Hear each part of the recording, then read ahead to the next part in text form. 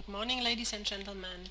We are now today here to present to you the WISDOM information system.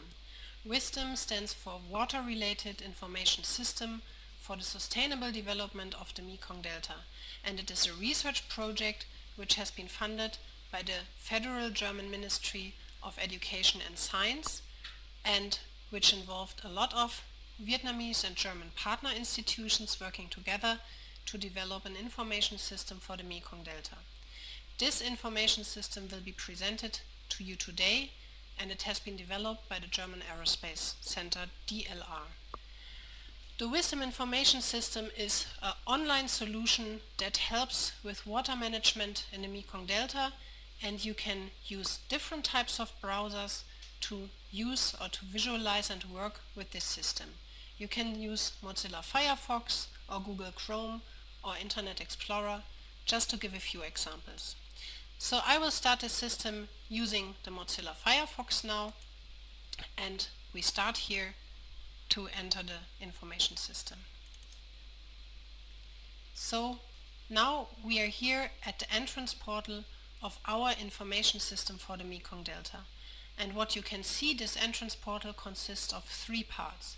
A general login area, an area where you see the vast amount of data that is available for the Mekong Delta. You see we have thousands of data sets for the different provinces of the Mekong Delta, and a description of the WISDOM system.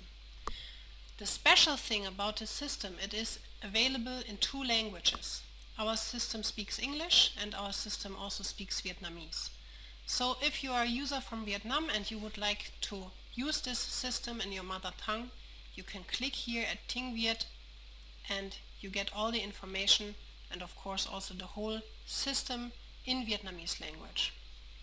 I will present the system now in English because I do not speak Vietnamese, so I switch back to English.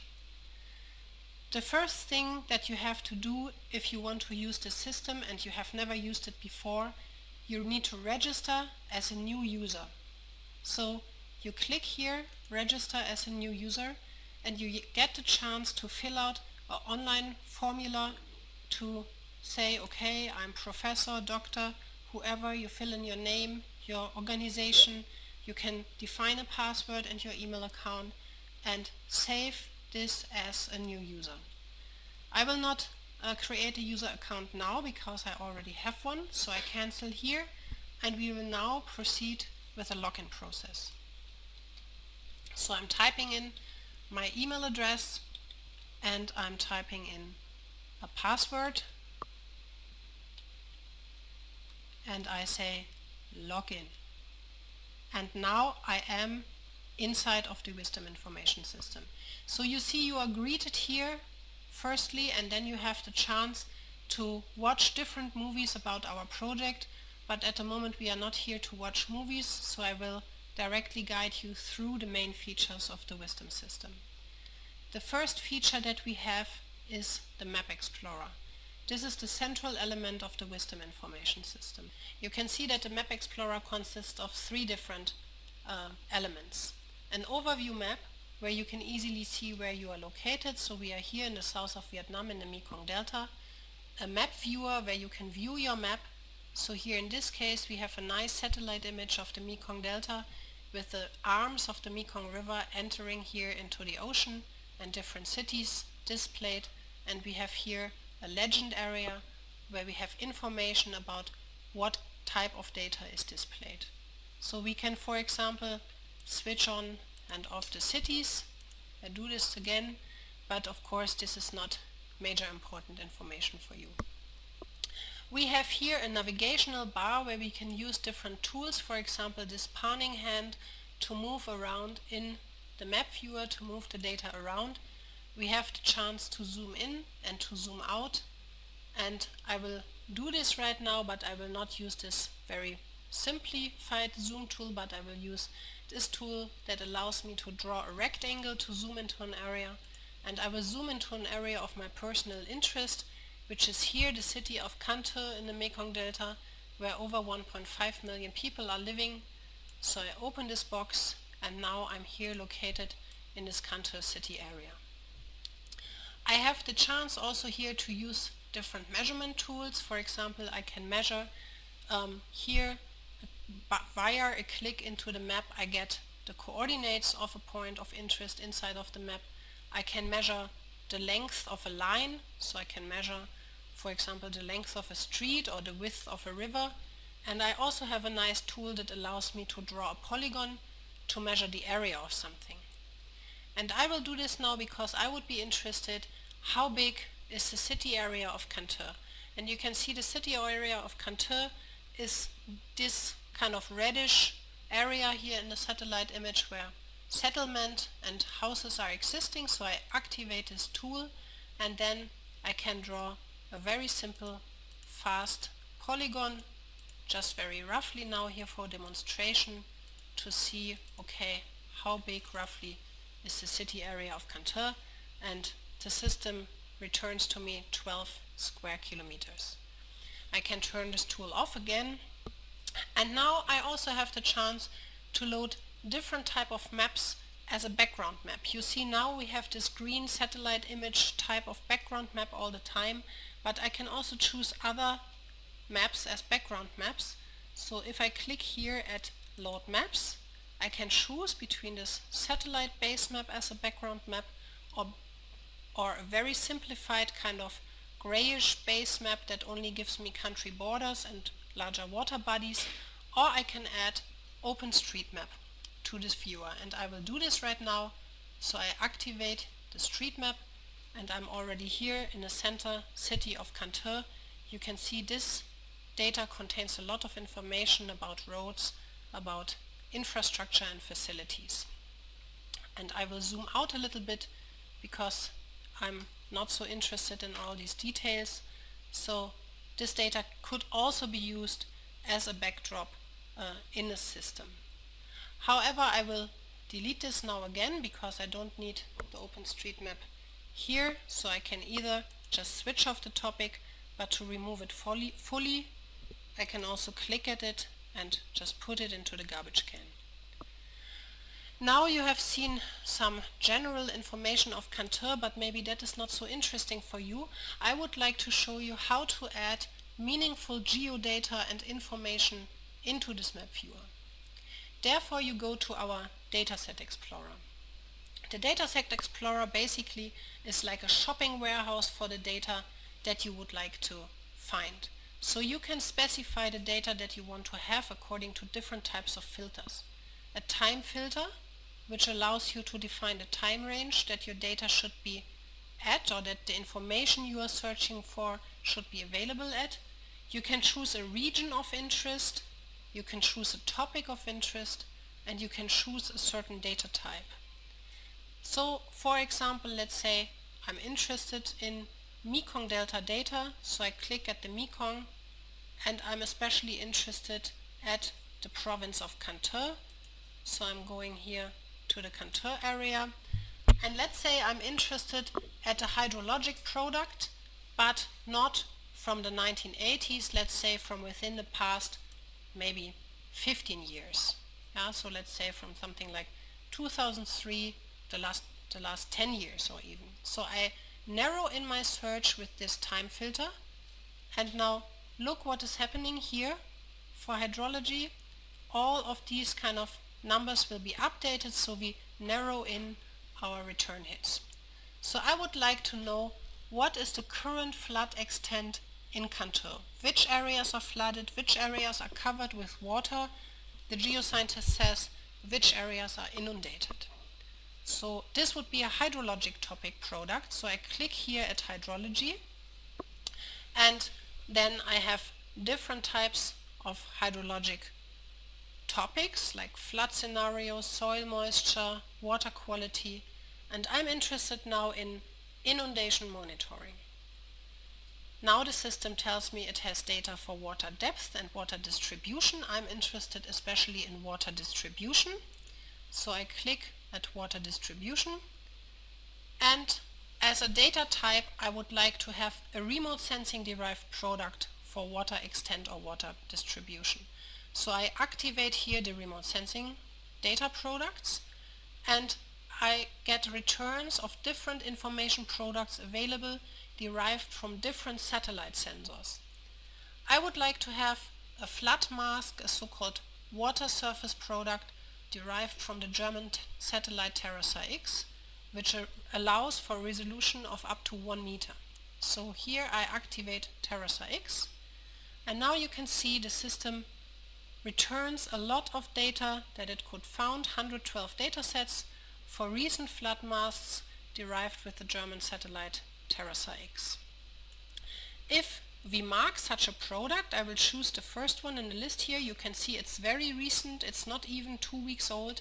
So if I mark this product here, the first thing that I get is a preview of this dataset, and I get a short description of the dataset. I also get a point of contact, who has generated this dataset, whom can I ask if I have questions. But you can see actually this dataset is not very interesting because it doesn't have a lot of flooded areas. We have the river here, but it is a dry season, so you don't see a lot of water. So maybe we would like to choose a different dataset and not this dataset here from the dry season. So I will choose a dataset that I would like to add to the viewer from the rainy season. So I choose this product here of the 10th of November, and if I activate this one in the rainy season, you can see there is a lot of flooded area inside of this product.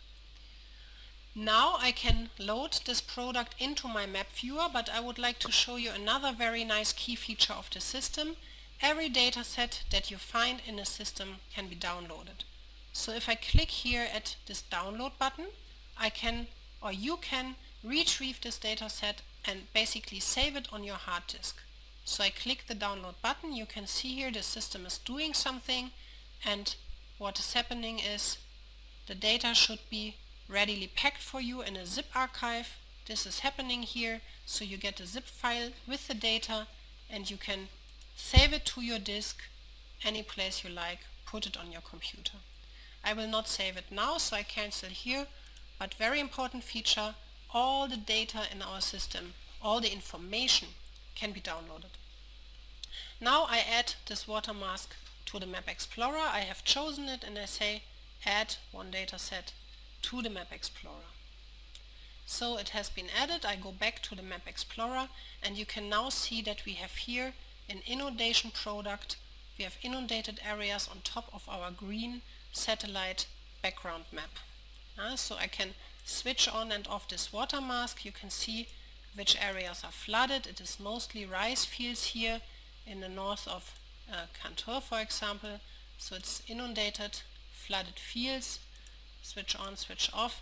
This is a very nice little feature, but actually this might not be enough information for you yet. Now you know what is flooded, but you might want to know, okay, which surface types exactly are flooded, what land cover types. So you might want to add another data set to this Map Explorer to kind of intersect those two data types. So I'm interested now to load the up-to-date land use map derived from Earth observation data for this area. I go back to the Dataset Explorer and now I narrow down my search. I'm not interested in the topic of hydrology, but I'm still interested in a remote sensing product, and the topic I'm interested in now is land cover and land use. Land cover and land use is usually derived from optical satellite data, so I must also delete the filter for TerraSAR-X radar data. And now you see that I get a return for different land cover and land use products. I activate this here. I say I'm interested in a land cover product, and in this specific case I'm especially interested in a product derived from the satellite Rapid Eye.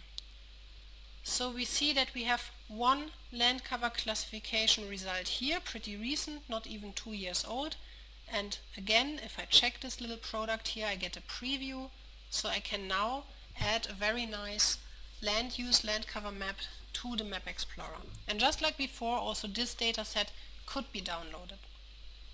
So I'm adding this data set now to the Map Explorer. Go back to the Map Explorer, and you can see now here we have this beautiful land use product inside of our Map Explorer. I can now also look at the legend of this product. So I open the legend and then you can see, okay, the green areas are rice fields, the red areas are artificial surfaces, dense and sparse urban areas, water area, and so on. I close this legend again, and now you might say, yeah, that is nice, but where is my water mask from before? Your water mask or your flood product is here, and you can drag it carefully on top of this land cover product. And this didn't work well, so I do it again. I drag it on top of the land cover product, and now you can see here that this inundated area is now located on top of the land cover product. You can switch it on and off, basically to see which areas are flooded and what kind of surfaces are affected.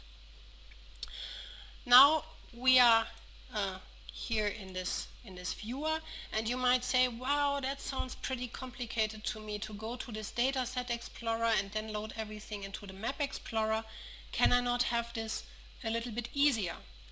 And then I can tell you a good news. You can. So I delete these two products again from the viewer because we don't need it at the moment. We zoom out a little bit that we see the Mekong Delta again fully, and I will show you a very nice tool which we have developed, which we call the so-called question answering tool. This tool allows you to answer your planning relevant geoscientific questions just at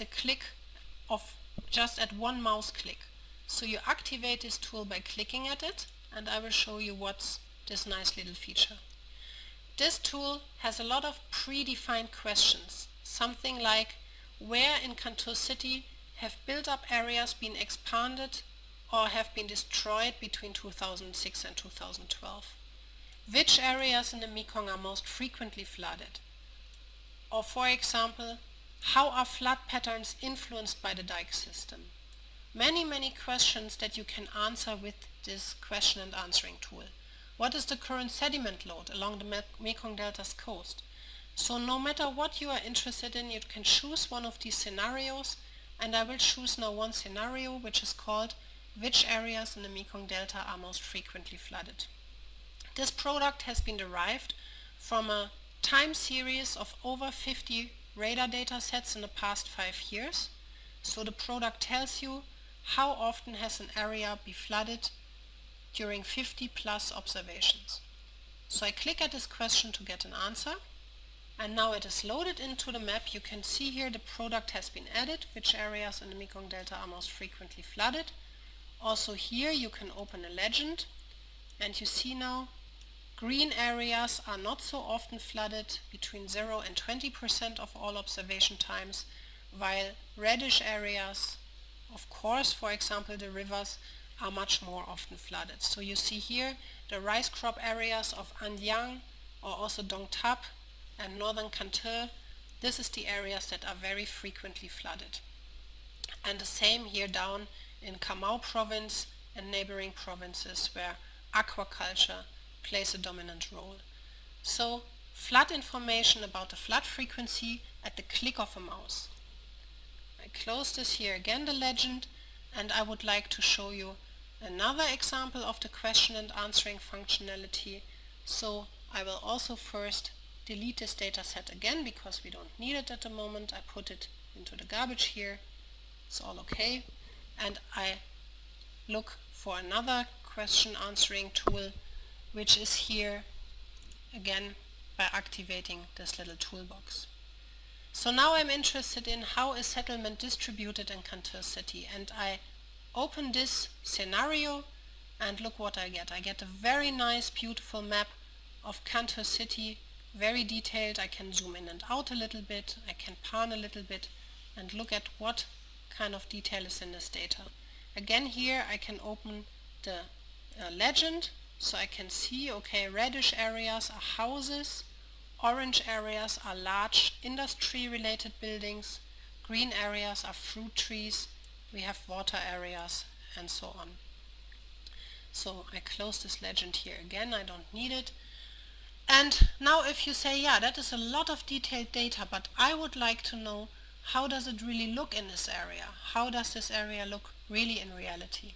then we have a nice little tool which is called the so-called Field Data Explorer. The Field Data Explorer allows us to visualize how the area really looks in reality. So if I activate it, I get a lot of little dots here. You see them in different colors. I zoom out a little bit to show you these different colors. And these are all picture photo points where pictures were taken. So we have vegetated areas, non-vegetated areas, water bodies. So let's say you are interested in how does it look in the center of the city. So you just choose one of those little guys here, click at it, and what you get is you get 4 photographs. You can see those were taken in the year 2009 towards the north, the east, the south, and the west. You receive the coordinates, and basically if you would include into the system pictures also a few years later, you could see how an area is changing. Of course, it's not only urban areas here in this little tool, so let's choose another feature. Let's choose here, for example, vegetation features. So I will choose this little guy here, and you can see now this is rice paddy fields, again to the north, the east, the south, and the west. So how does typical agriculture in the Mekong Delta look like? So now we have already looked at a rice field, and now this is a very good chance for me to introduce you to even another type of data that we have inside of the system, which is the so-called socio-economic or statistical data. Our system doesn't only include satellite-derived geo-information, but it also includes a lot of GIS statistical data derived from the statistical yearbooks of Vietnam. So I close this Field Data Explorer again, and I would like to see some statistical data. So first of all, I don't need this city scenario here anymore, so I just can discard it. I can, for example, also just throw it into the garbage again, and I zoom a little bit out because now I'm zoomed in too far. So here again we have Can Tho. This is the area I'm still interested in, and I go to the Dataset Explorer to find some geostatistical data. So how to find statistical data for Can Tho? It's quite easy. First of all, I don't want to look at a remote sensing product, so I can discard this, and maybe I'm interested still in land cover land use, but now I want statistical data. So I activate here the statistical data, and as a result I get a lot of different data sets here again, and I'm especially interested in a data set, let's say on animal production maybe, so I can specify the topic further. Here I choose animal production, and here, for example, look at this funny data set that I have here, Can Tho buffaloes by districts. So I can get a map on the buffalo density in this province. So I can open this data set here, and then I can say, would I like to look at this data set at province level or at district level? So I choose the district level here. The data set is only available for 1, 2, 3, 4, 5 years. I choose the most recent year, 2004 in this case. Theoretically speaking, I could even choose a color legend, which I display the data set in, but I just leave it as it is, and I choose this data set to add it to the Map Explorer. I do this now, I add it to the Map Explorer, I go back to the Map Explorer, and now you can see here, I zoom out a little bit, we have a very nice data set for the different districts of Can Tho, which tells us now the buffalo density, so how many buffaloes we have per district. Of course, in the city it's not so many, and in the urban areas it's more, so a nice little toy to look at the buffalo density. Again, a data set you might not be very interested in, so I will show you another geostatistical data set. I go back to the Dataset Explorer, and let's say I'm not interested in animal production, but maybe at rice production. Yeah, so for example here you have now give me all the statistical data for Can Tho area that are related to land cover and land use. And now we will have a look at this product here, agricultural production land. So how large is the area of agricultural production? We would like to see this now at provincial scale for the year 2010 that is available. We choose this data set, we add it to the Map Explorer, we return to the Map Explorer, and then we zoom out a little bit again, and you can now see here very nicely this product, which is called agricultural production in 1,000 hectares. So this now indicates for each province of whole of Vietnam how large is the area that is used for agricultural production. So this geostatistical data is also part of our system, and I'm quite sure you find this quite exciting. Again, I will discard this product now to show you an even maybe more interesting feature, because many of you are interested in situ sensor measurement networks. And therefore we have something called the Sensor Toolbox. As you have heard already in former presentations of our project, we have a large measurement network of sensor stations in the Mekong Delta, sensor stations in situ that measure water level, pH, salinity, water quality, and so on, and I can activate these sensors by clicking here at the Sensor Toolbox. Now you can at one shot see all the sensors that we have located in the Mekong Delta in situ, and I would like to see what are these sensors measuring. So I select the topic, for example, water level and discharge. I activate it, I click here again and also choose water level. The time range I leave the same because this is the period of time where our sensors are measuring. I can choose here between a line chart and a bar chart. I choose, for example, a bar chart, and I say load, and now I see all the active sensors that at this moment and for the past years in the Mekong Delta with these filter settings have been measuring water level for us. So I zoom in a little bit because again I'm interested here in this contour region, and I can even zoom in a little bit further and look at one of those sensors. So you see here some activated sensors, and I'm interested, for example, what is the water level pattern for this little guy. So I click at it, I choose it, and now dynamically on the fly generated from our database is a bar chart. It will take some time because it's an online calculation, and you can now see here water level in meters for the period from January 2012 to just yesterday. So you can see here the fluctuations that are resulting from the tidal influences, these small fluctuations, and you can also see a very large fluctuation that represents the dry season, the rainy season, and now the starting dry season again.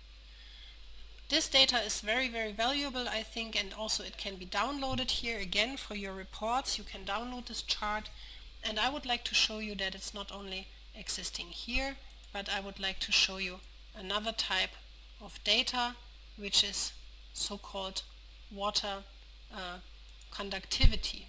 Water electric conductivity is an indicator for water salinity, how much salt is inside of the water. So I choose here electric conductivity. Again, I say load, and I see which sensors are active. Many sensors measure salinity, and I move a little bit up here along the river to our northern test field of Tam Nong, where we have a lot of sensor stations placed, and I zoom even in a little bit more so you can see all these sensors very clearly. Maybe with the mouse wheel. Well, no, this was not good. Sorry, I go back, no problem at all. I just zoom out with the mouse again, or with this minus tool.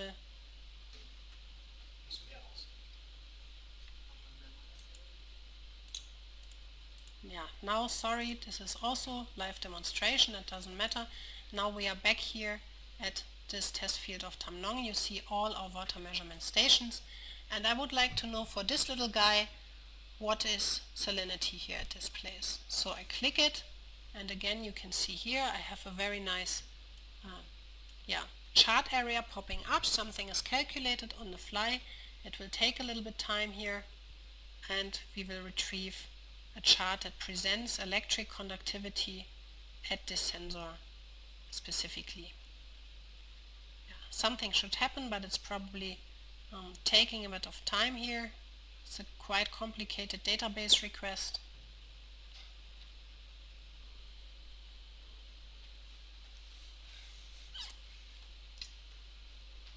and here is the chart. Thanks for waiting. So you can see here very high salinity in the dry season where the Mekong water is pushing quite far inland, where the ocean water can push quite far inland in the Mekong. And again, you also see some little gaps where the sensor didn't work. And also here a peak of salinity. And you can see this sensor has stopped operation in 2011. So I will show you some measurements that are more up to date. If we are going back again to our main study area here that we have used for this online demonstration of Cantor, and we choose another sensor again here, the friend from before, and we look at water salinity. Also here we wait until a chart is generated. Usually the system is very fast. It also depends a little bit on which computer you let it run and or how fast is your internet connection. So just give it a bit of time and the chart will be dynamically generated. Here, electric conductivity, again with a peak and just measurements yesterday, very recently up-to-date data that can be downloaded again. So this measurement station network distributed all over the Mekong Delta does not only allow you, of course, to look at water level and at conductivity. You can see here organic substances, oxygen, physical substances, temperature, so many different parameters can be derived. And I will close this sensor toolbox now because I would like to show you what else is inside our information system. So you have seen statistical data, geodata, you have seen a sensor network. Maybe you would be interested in uploading data to the system because I have shown you how to download data from our Dataset Explorer or also downloading graphics that can be generated. But what if you say, I would like to upload some data to the system? Then you can go here to Data Upload. You are now coming to our data entry portal where you can upload raster and vector geodata.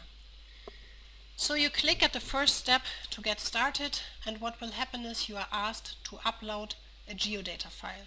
So any file that you have on your hard drive, you can say, yes, I have a nice file, I have a shape file, GIS ready shape file, or I have another kind of GeoTIFF raster based file which I would like to upload. So you browse on your hard drive and you choose a dataset that you have prepared. For example, here we have a little dummy dataset, GeoData TIFF. We choose it, we put it here, the data is uploaded, it's done, and now we can upload it to the system. Either with the step next or simply here by clicking at metadata, we can go to the next step. So now we have to describe this data with metadata. So you can enter where is the data coming from, you can say what is the title of the data set, you can write a short abstract, you can define it in very detail so that the data set is nicely entering our system.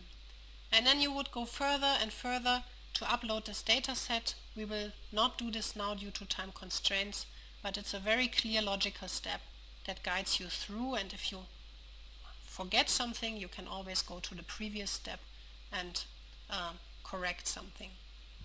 So this is the data upload, but maybe you are also interested to download even more data, not only geodata, and therefore I would like to show you a tool which we have, which is called our so-called literature search database.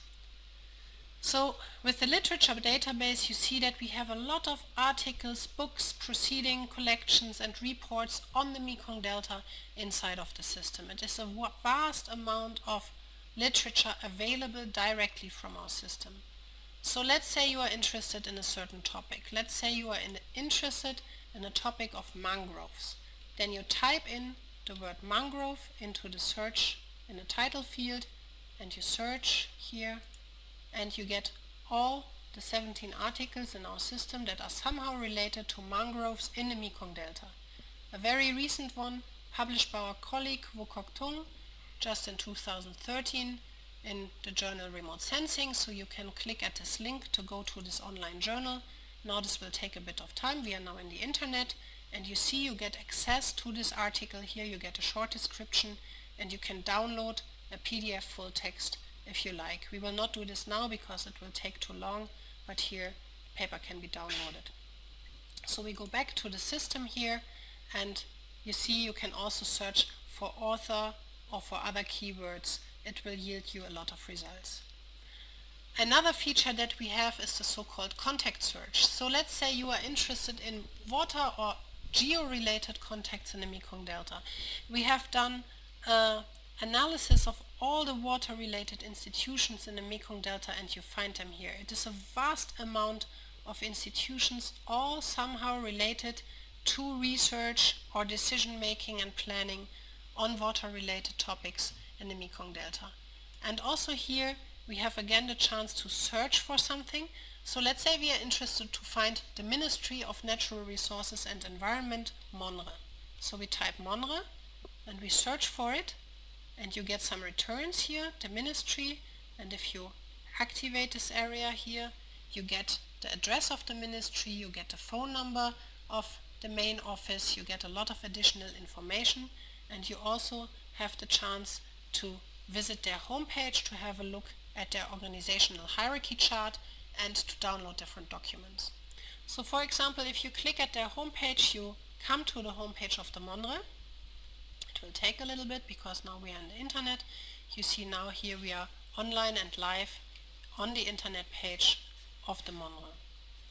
Okay, I think you know this website. We don't have to visit it further, so I'm going back to the information system. If you would like to see MONRE's organizational chart, you click here and you get a recent organizational chart of the MONRE. And again we go back to the system. If you would like to look at the legal documents that MONRE has issued recently, you can, for example, sort them by date to ensure that the most up-to-date one that we have in the system at the moment is here available. Of course, these can be updated and updated and updated by uploading more data. So we click download here and we receive a legal document issued by the MONRE. So it is also a kind of legal document database inside of our system. Let's say we are not only interested in the MONRE, but maybe also in the MART, in the Ministry of Agriculture and Rural Development. We type in MART and we search for it. Here, click again. You can see we get some returns for the MART, and we activate this here. Again, we get the street, the phone numbers, all the information. We can visit the MART's homepage. We quickly do this. You have already seen it. So now we are in the internet. It's the external internet web page. You can scroll and we go back to our system. Also here for the MART, an organizational flowchart that we don't need at the moment. And also here we can download recent legal documents, sorting them. So this is one of the more recent ones. Opening it, retrieving an interesting report, which you of course can then save on your hard disk. So you see the system allows us literature search and also contact search. So now I have introduced to you a lot of key features of this information system, the Map Explorer, the Dataset Explorer. We have looked at the question answering functionality, we have looked at the sensor network, at data upload, literature search and contact search. You might find this maybe a bit confusing because it was a lot of information in a short time, and therefore we have a very nice help menu. If you activate this help menu, you can see that here we retrieve a kind of table of contents with all the different tools that now you can find information for here. And you can see that basically everything what I have been explaining to you before can be found in detail again in our help menu. Everything here is available for you, and the good thing is it's not only available in English, but if you log into the system as a Vietnamese user, then the help will also of course be available in Vietnamese language. So all this is available in Vietnamese language, and we also distribute to you if we are giving live demonstrations of the system, or if we are passing on or handing over the system to interested administration offices, teaching and help material together with the system. Now, as a final step in this system demonstration of the Wisdom Information System, I would like to show you one last nice little key feature. So I'm going back to the Map Explorer, and one strength of the Wisdom system is it is spatially more or less independent. We can work with data for the Mekong Delta and for Vietnam, but we can also work with data for other areas. And I will demonstrate this to you now. In the north of Vietnam, we have the so-called Red River Delta. So I zoom here up along the coast. I pan myself here up all the way along the Vietnamese coast, close to Hanoi here. We have the Red River Delta. I zoom in a little bit. Here we have Hanoi, the delta of the Red River that is here entering the ocean. And also for this delta we have data inside of our system. For example, here this very tip of the delta is quite dynamic and many people would like to know what's happening there. So we have also question and answering modalities for this Red River Delta here in our question and answering tool. So here again, for example, how are settlements, agriculture and aquaculture distributed at the Red River estuary? So we click at this question and a lot of data is automatically loaded for this area. You can see very detailed data here from the river mouth. So again, we can open here the land use legend and then we can see blue areas are aquaculture, reddish areas here are settlement and houses, green areas are regions where aquaculture is lying dry, so basins that are currently not filled with water. And the last little feature that I think you will really be excited about is this map viewer now can be exported to a map.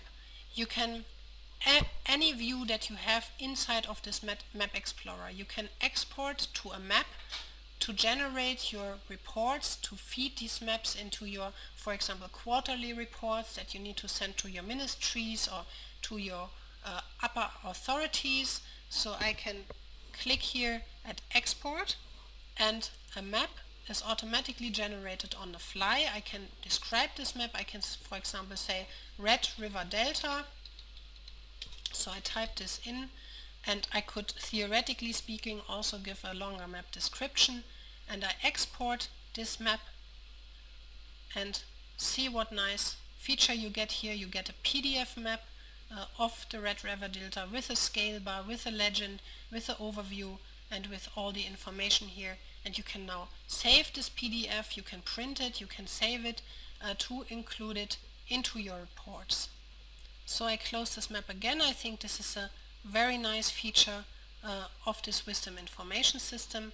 And finally, I would like to summarize the key features of this system again. So you have seen that we are here in a process of developing or finished to develop an information system for the Mekong Delta that has different types of strengths. It can be transferred to other areas, just like for the Red River Delta, what I have shown you. So I'm just navigating my way back to our place of origin here, the Mekong Delta.